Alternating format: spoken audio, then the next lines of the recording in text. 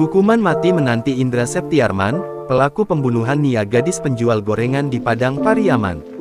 Tersangka kasus pembunuhan gadis penjual gorengan di Padang Pariaman, Sumatera Barat, Sumbar kini terancam hukuman mati.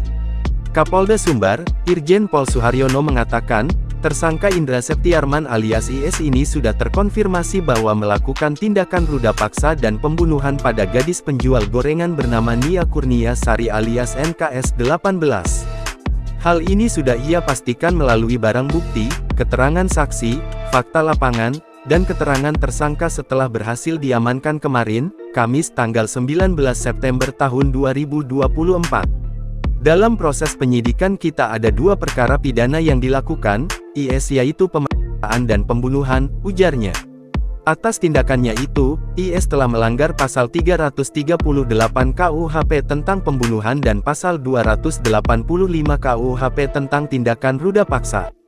Selain kedua pasal di atas, Kapolda menilai jika ada perkembangan dari hasil penyidikan, bisa saja yang bersangkutan dijerat dengan pasal 352 ayat 3 tentang penganiayaan hingga menghilangkan nyawa seseorang. Ketiga pasal yang mungkin bisa menjerat IS, menurut Kapolda bisa diterapkan secara akumulatif atau alternatif. Kalau semua unsur bisa terpenuhi, IS bisa dihukum 15 tahun, 20 tahun bahkan hukuman mati. Tapi semua tergantung hasil persidangan, ujarnya. Terlebih, Kapolda menilai kasus ini merupakan perhatian publik se-Indonesia dan atensi dari pimpinan di pusat, pasti pelaku akan diberi hukuman seberat-beratnya, sesuai tindakan yang ia lakukan. Diketahui juga, ternyata IS merupakan buronan kasus narkotika selama 6 tahun. Kepala Badan Narkotika Nasional (BNN) Komjen Martinus Hukom, mengungkapkan informasi tersebut saat menanggapi ditemukannya narkoba jenis sabu-sabu di dalam tas pelaku.